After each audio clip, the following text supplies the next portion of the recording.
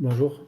Donc ceci est en réponse à la personne qui m'a interrogé à la fin de la conférence dimanche soir.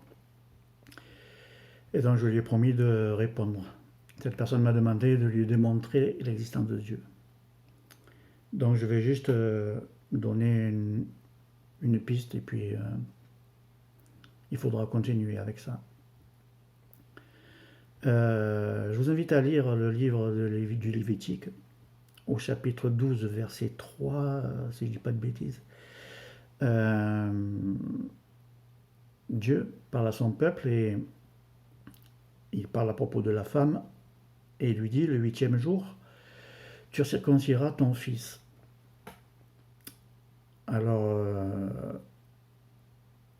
pendant des siècles et des siècles, on s'est demandé pourquoi il fallait circoncire les nouveau-nés hébreux à l'époque, le 8e jour, pas le 7e et pas le 9e. Il y a trois raisons en fait. Il y a une raison spirituelle, une raison symbolique, mais il y a surtout une raison physiologique. C'est celle-là que je vais vous proposer, en l'occurrence, parce que c'est celle qui correspond à votre question. Il a fallu attendre le 19e siècle pour qu'on fasse une découverte, la découverte suivante. C'est qu'en fait, le nouveau-né, comme tout un chacun, a une protéine qui sert à la coagulation du sang, qui s'appelle la prothrombine. Je répète, la prothrombine, si vous voulez chercher. Donc cette protéine accélère la coagulation du sang lorsqu'il y a une plaie ouverte, ce qui, bien sûr, accélère considérablement le principe de cicatrisation.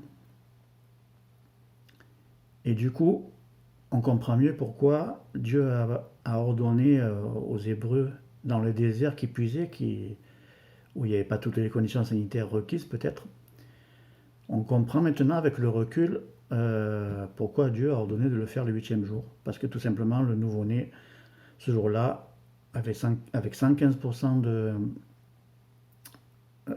plus de prothrombine dans le sang, avait toutes les chances de cicatriser beaucoup plus vite et ainsi de ne pas être infecté dans le désert. Voilà. Le Lévitique a été écrit, donc le livre Lévitique a été écrit 1400 ans avant Jésus-Christ, à peu près. Et dans cette époque-là, bien sûr, il n'avait aucune notion médicale de ce type et ne pouvait absolument pas savoir. Donc, qu'il était écrit qu'il faille circoncire les enfants, les nourrissons, le 8e jour, ça ne peut être que adressé par le Créateur, parce qu'il connaît sa créature. Voilà. Ça, c'est une des démonstrations que je peux vous donner par rapport à la question que vous m'avez faite. Maintenant, ce que je voudrais vous dire, c'est que, en fait, on ne prouve pas Dieu. Des exemples, comme je viens de vous donner, il y en a des dizaines et des dizaines et des dizaines qui démontrent qu'il y a quelque part un créateur, parce qu'il y a des choses n'ont pas pu s'inventer et on les découvre seulement maintenant. Mais on ne peut pas prouver Dieu. Il suffit de regarder autour de soi et normalement, si on a un peu d'honnêteté intellectuelle, force est de constater que tout est réglé au niveau cosmologique, au niveau de la nature, à tous les niveaux, au niveau du règne minéral, végétal, animal et humain. Tout est coordonné, tout est précis, tout est synchronisé. Et donc, derrière tout ça, ça ne peut pas être le hasard. Il y a un créateur, ne l'appelons pas Dieu si vous voulez, on va l'appeler le créateur, qui a insufflé tout ça, qui a programmé tout ça. Et voilà, c'est pour répondre à votre question.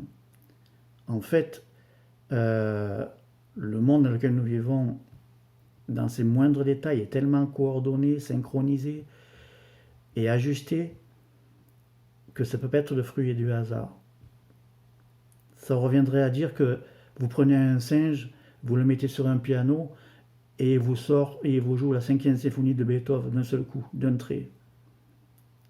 Alors c'est sûr, d'un point de vue purement mathématique, vous allez me dire, il y a une chance sur des milliards, des milliards, des milliards. Et comme il y a une chance sur des milliards et des milliards, on ne peut pas dire que c'est impossible. Mais entre nous, c'est de l'improbable, c'est de l'ordre de l'improbable. Et pour ce qui est donc de prouver Dieu, on ne peut pas. Mais avec un minimum de simplicité intellectuelle et surtout d'honnêteté intellectuelle, je crois que ça vaut le coup de se pencher sur les Écritures, de vraiment chercher leur sens. Et là, vous serez surpris d'apprendre jour après jour des choses nouvelles, des choses cachées que vous ne connaissez pas. C'est ce que Dieu a promis à l'homme qui cherche dans Jérémie 33, verset 3. Dieu parle à l'homme et lui dit « Invoque-moi et je te répondrai. Je te lancerai des choses cachées que tu ne connais pas. » Voilà. Vous pouvez revenir vers moi pour plus d'enseignements si vous voulez, parce que là j'ai fait court et j'ai fait un peu du raccourci. Mais je vous souhaite une bonne soirée et que Dieu vous bénisse. Au revoir.